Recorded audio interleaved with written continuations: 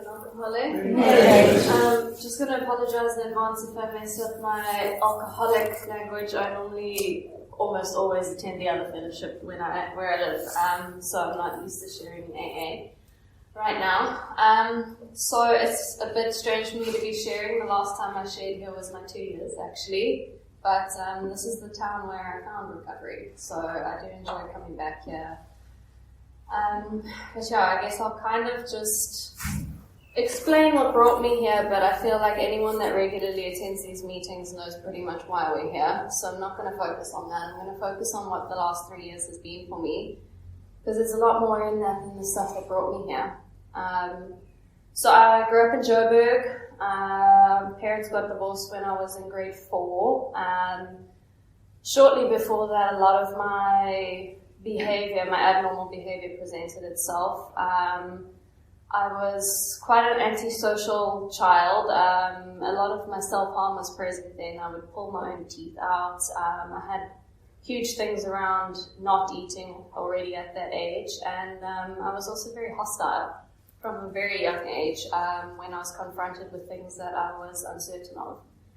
So when my parents got divorced, things got different and quite difficult. My father wasn't present because he was going through his own stuff, and my mother had never really been fit to be a mother, but I was in her care. So my older sister took over that role for a large part of my life. The first time I picked up a drink, I was 12, and that slowly escalated until around the age of 15, where things really ramped up. And around that age, my sister also left to go to university. So from the age of 15 to 17, those 2 years, I kind of self-parented. I was very rarely home. My family didn't know really who I was, and there was a lot of secrets and dishonesties. The self-harm had escalated, my eating issues had escalated, and I'd also started fixing off of people and relationships and manipulating and getting some kind of relief from myself in there.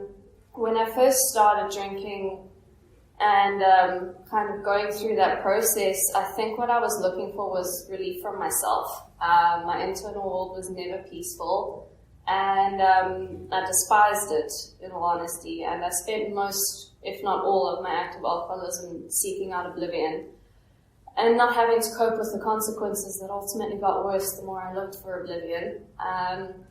When I got to 17, the consequences had piled up very intensely. I was being drug tested every 2 weeks at school. Things with my mother were chaotic. If she tried to confront me to help me, I would get hostile to the point that she would just leave me alone instead. And I wasn't well. I had been put on a lot of psychiatric medication at that point already. I was seeing a psychologist who I just lied to and manipulated, and it was all self-pity. Didn't help at all because I wasn't using her effectively. And everything got to a point where my stepmother actually wanted me to move in with my dad. And my dad and my stepmother, while I had been very stuck in self, had gotten engaged. They had a child who at that point would have been 4 or 5, and that was my baby sister. Is my baby sister. She's still alive. And my dad didn't really want much to do with me. He had tried to help me. He had always been there to support me financially. I grew up very privileged and entitled. And I always had everything I need. When I wanted to move schools, he moved schools and paid a lot to get me to move halfway through a year. I had everything I needed, but every time he tried to connect with me, it made things worse. And that wasn't his own fault, but I think he did take that on. So he didn't want me to move there, but my stepmother did. And at this point, I really didn't like her. I didn't like anyone in my family, really, except my older sister. And they had moved down to Hillcrest, and I got suspended from school. I spent my suspension in Hillcrest because my mother had a lot of career stuff to attend to, and she couldn't be there for me through that. And at the end of my suspension, shortly before my flight, my parents presented me with the choice, and I tried to fight them on it, and then I realized it wasn't a choice. I was going to be moving. So I started my matric year in Hillcrest, I decided that I'm going to stop everything. I think I even tried to quit smoking for a while. That lasted like 2 weeks. But within 3 months, I was straight back up to using and drinking. Sorry, I'm supposed to only talk about drinking. I was straight back to the point that I was before I left, within the space of 3 months. My matric dance was right at the beginning of the year. I don't remember most of it. I remember losing some substances in my best friend's mother's car, and she found them, and I'd already started creating these hectic, unreasonable consequences within 3 months of trying to use this geographical to change. And my parents then started drug testing me every few weeks, and where that led is I spent a year recklessly drunk and using my prescription meds in ways I shouldn't have. And I got away with it because my parents thought that I wasn't doing anything that wasn't bad.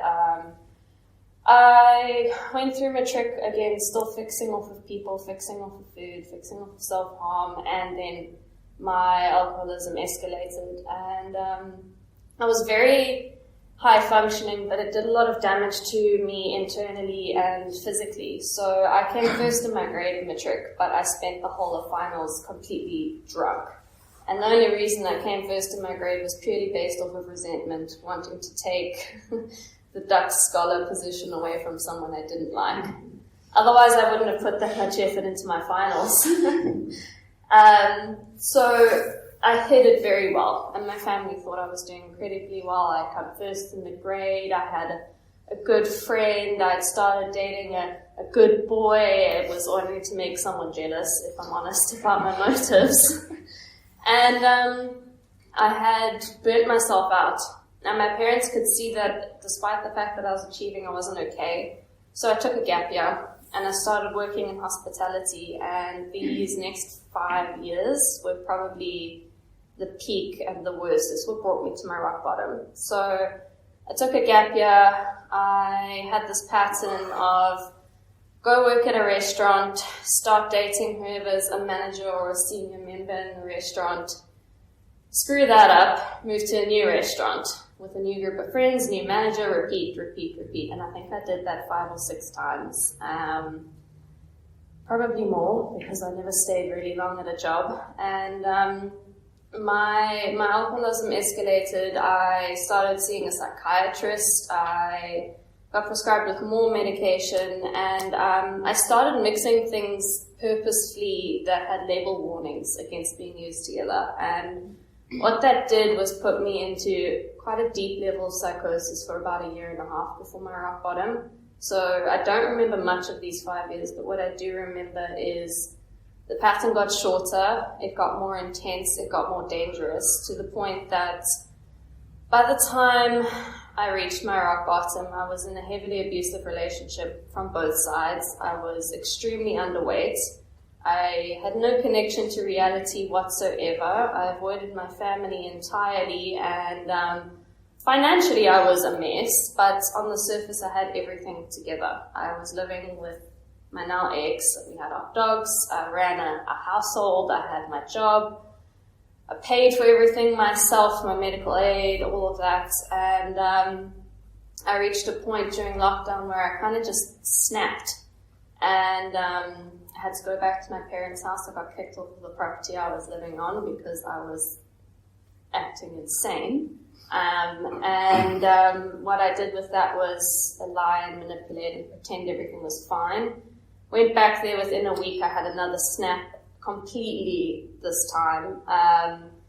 And what that resulted in was no one knew what to do with me except put me in an ambulance and institutionalize me, because if anyone came near me, I would scream. I didn't make much sense. I didn't know what was going on. I was very, very out of touch with reality myself and the fact that whatever I was doing was hurting anyone else. I didn't believe I had ever hurt anyone else. I thought it was all about me and that I was a victim and that everything had happened to me. And I went to a psych ward. What happened there was that I, again, manipulated the psychiatrist kept on escalating the amount of medication I was on by lying about how I felt and my symptoms. I was still seeking oblivion out. I volunteered for experimental drug therapy, and I still have consequences from that today, but I was just looking to fix. My dad found my stash in my car while I was in the psych ward, and I think he started to connect to the problem that maybe I wasn't just a teenager acting out. At this point, I was a few months past my 21st birthday, and so my dad and my stepmother have both lost family members as a result of this disease, and that's when they started to click that there was a lot of similarities to the beginning of the end for a lot of things that they had witnessed firsthand with their family members already. So my dad somehow ended up picking the place that I went to for treatment, and at the end of my psychiatric ward stay, I got told I was being discharged. For some reason, I didn't believe I'd ever be discharged. I thought I would just live in the psych ward forever and hide. And when I called my dad to tell him I was being discharged, he asked me, "So what are you going to do?" And I had nowhere to go, nothing to do. My family wanted nothing to do with me. I'd also pushed them out very intensely and violently and not in a fair way. Obviously, none of my friends gave a damn that I had disappeared because they weren't really friends, and I wasn't a friend to them either. And I had nowhere left to go, and nothing to do. And when he asked me that, I kind of finally, for the first time, connected to the fact that I had closed all my doors. And what I did with that was I tried to commit suicide, and through some kind of intervention, the first half of my attempt was a failure, so there was evidence left around for me trying to finish the job, which is the only reason that the nurse found me. So I survived that. The next day, my dad fetched me, and I didn't realize that we weren't driving back towards my house. We were actually driving towards the south coast. And he had to tell me this. I was very out of it. And he kind of just said, "You're going to a place with people like you that can help you." I only realized I was in a rehab when I finished my admission, and I got asked what I had been on. So I finished my admission, and then I realized where I was. I was very hostile, angry, and I was screaming and yelling and shouting to the point that a volunteer counsellor came to me and told me that if I don't calm down, they're going to readmit me to a psych ward, but a government psych ward. That shut me up because I'm very privileged and entitled. And I spent 3 days in isolation because it was peak lockdown. And I came out, and I started the whole process of rehab and treatment. It took me a very, very long time to get honest and to finally take step one, not intellectually understand it. I found loopholes. I was on a man ban most of my treatment. I kept finding loopholes, hence why it kept getting extended.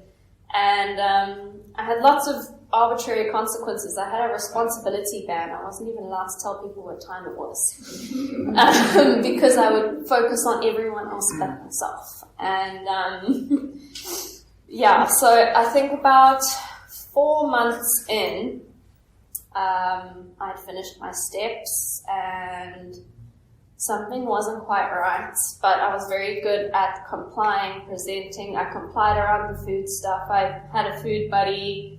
I complied my way out of it. I didn't get honest. I didn't work on that stuff in treatment, and there's been consequences for that.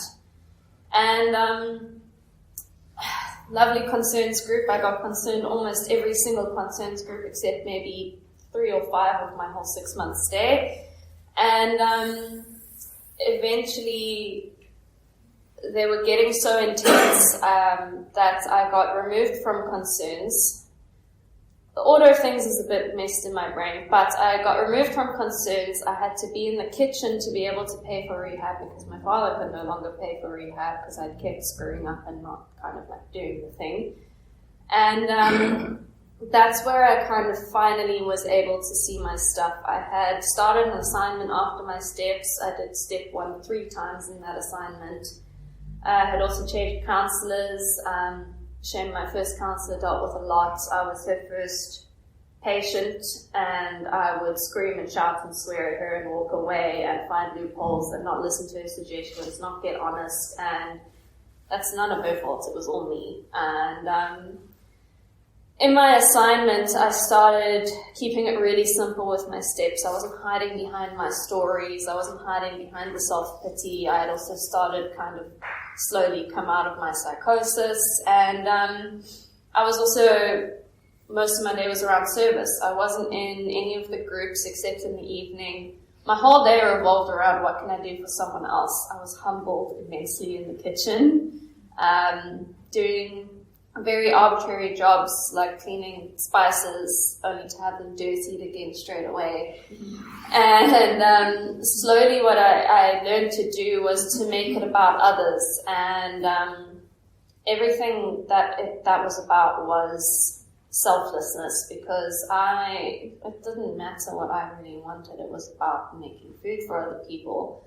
And also got to have quite a few one-on-ones with someone that's been a huge, big part of my recovery, and something started to click. At that point, he also had a lot of stuff going on with his daughter, and it was a strange reflection because he had my father's perspective and I had his daughter's perspective. And I started to kind of see the damage for the first time. And connect to the fact that it's not really about how much this sucks for me, because it must suck for a lot of other people who can't do anything about it, being my family. And my dad stopped speaking to me in my last few weeks of treatment. The visits got shorter and shorter till he decided to stop seeing me, stop speaking to me. I got through my steps and something shifted. Finally took step 1. I didn't try to intellectually understand it. I left treatment. I went to the halfway house. And again, I kept pushing the boundaries of working a program, not just working the steps. And I had to start very humbly again. I couldn't afford anything myself. Going from first living out of treatment, paying for everything myself, and then coming straight back to Dad's paying for everything. I'm working as a waitress and really not making enough to even feed myself. And through halfway house, a lot of things were confronted that I avoided in treatment, like my eating, deeper behaviors around my relationships with people, deeper relationships with myself.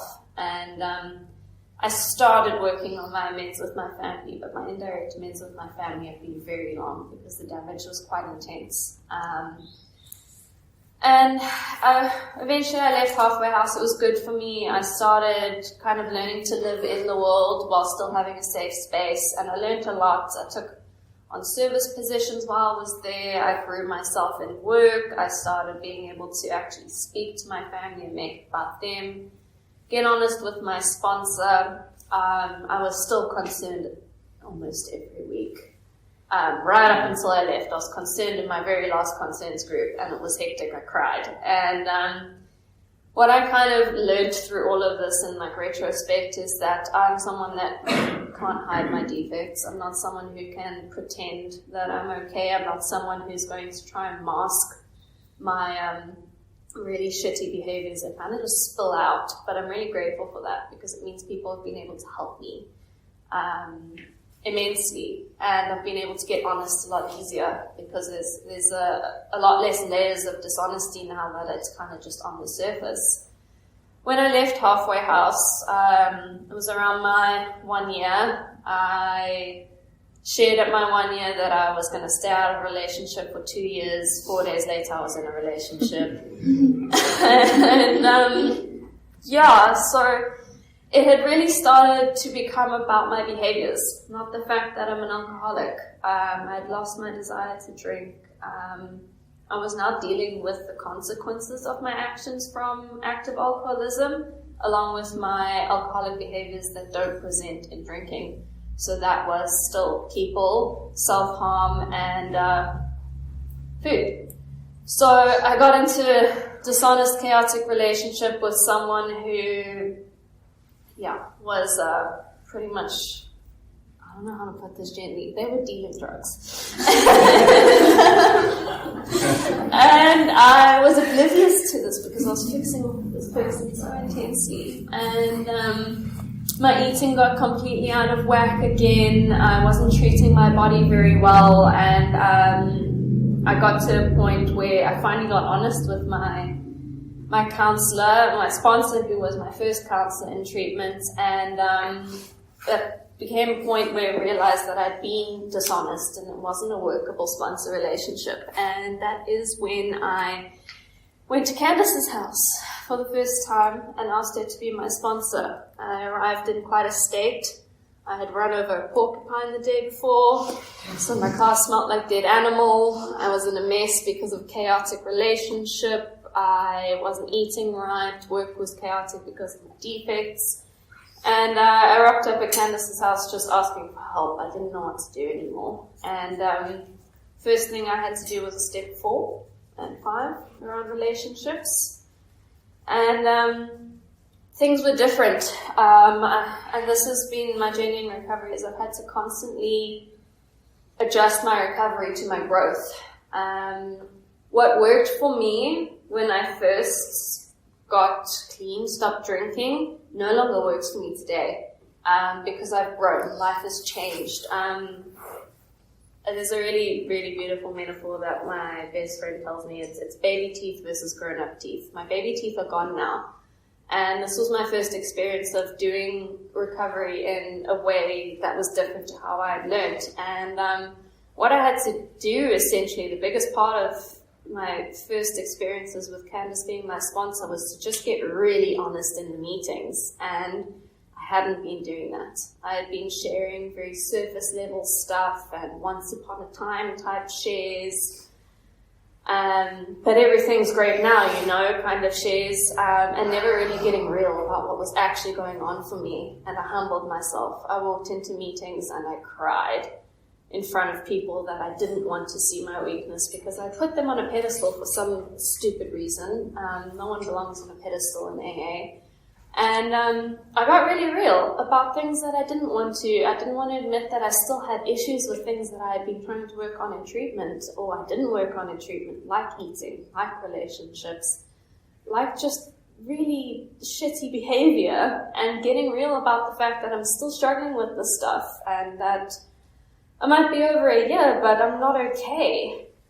And it was amazing, because I got to bond with a lot of people. I got solutions, and I got relief from myself again.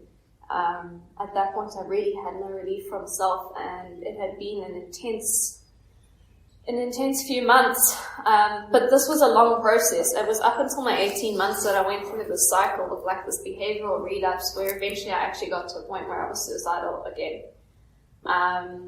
Because I had been fixing off of men. I had not been eating, I had been overworking, I had not been getting honest. And when I got to that point, I felt exactly the same that I did at my rock bottom a year and a half into recovery. And it was humbling. And getting honest about that stuff not only helped me, but it's helped other people. There have been quite a few people now that I realize have had very similar experiences in recovery, and it's not always going to be great. It's about, I might have fucked up, but what can I do next? And that attitude has kept me kind of going through it all. Shortly after that, I moved to Durban with Max, and I started a very different journey. I moved for financial amends, started a full-time job with a monthly salary instead, working as a waitress and this and that, and doing all these little odds and ends. I had a ridiculous amount of job titles at one point because I was fixing off of work as well. So I moved to Durban. I started off being able to make financial amends by being able to pay for more things myself. My parents were supporting me a lot less, and it was different. I moved into a fellowship that doesn't do things the way that I started my recovery. And I started making friends with people who had never been to treatment but were living the program. I started making friends with people who were not in recovery but still attending the meetings. I made friends with people who are serial relapsers, and I started to see that this fellowship isn't going to always be the same wherever I am, but it's helped me grow a lot. I stepped into a lot of service, particularly in the sister fellowship, but my recovery became a lot about doing service for other people. Sponsored a few people. Also had to learn that I'm very powerless there because none of them are in recovery still. And I still kept repeating these patterns, but the beautiful thing about it is that these patterns became more manageable and less chaotic. I mean, I haven't dated another drug dealer in recovery, at least. But what has happened with that is I've gone and fixed in different ways. I still have issues around fixing off of relationships, although that pattern has become a lot less toxic and dangerous. It's still a pattern in my recovery. My eating, it's a work in progress, but I've slowly started to take accountability in small, manageable steps. And I now, only 2 years in, did I realize that I owe amends to myself. And that's been massive. It's been a big shift in how I work my program.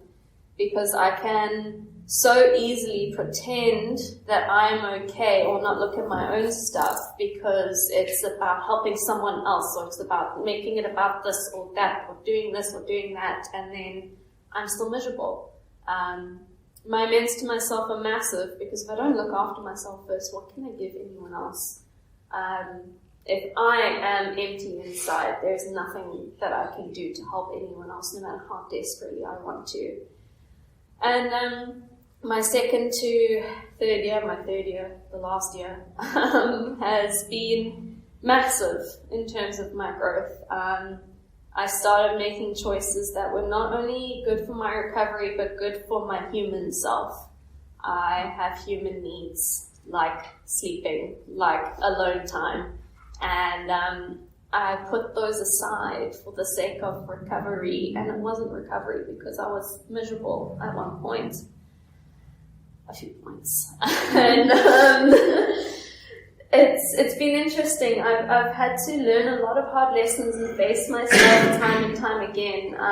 I ended up in a relationship where I recreated really traumatic stuff from my active addiction, and this wasn't so long ago. This was half a year ago, and I reached a point where I was just finished.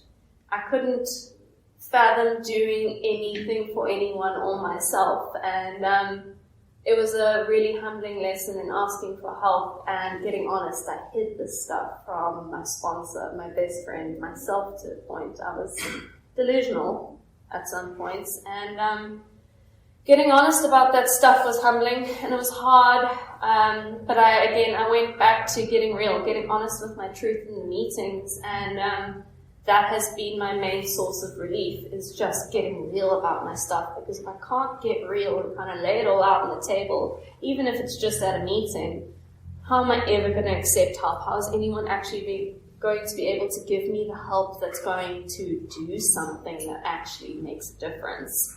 If I tell someone the surface level problem, the solution's not going to match the depth of the problem. And after I finally kind of faced that stuff, a lot has really rapidly gone amazingly. My amends with my father and my stepmother kind of accelerated immensely. After that, my father and my stepmother attended my milestone share in Durban. And I finally got to get honest about my stuff in front of them. I still haven't made direct amends to them because there's still a lot of guarding by them because of the damage. They were there for the last bits of my active. They institutionalized me. But I guess it's been amazing. My dad kind of admitted to being one of us in that meeting. I've gotten closer with my mother, who I never had a relationship with before recovery. I've been able to make it about my sisters more. I'm still working on that. I have been able to make career choices that have allowed me to make better financial amends. I've also started being able to look after myself. I no longer have to rely on anyone but me just to survive, and I think that's beautiful. I'm no longer looking for oblivion. I'm looking to be more present, and I'm looking to be more emotional, because it's good to feel things, even though I hate it. It helps me move through it. It helps me grow. I'm looking to make the best out of what I have left, because this is all bonus time. I mean, I didn't think I'd make it past 21, and I'm almost 25. So it's kind of just like, what can I do with this, and how can I make it better, and how can I give this to other people now? How can I use what I've been given for the benefit of others? And the more I follow that inner voice, the better things are. But that's not to say that I'm not still an alcoholic who makes mistakes.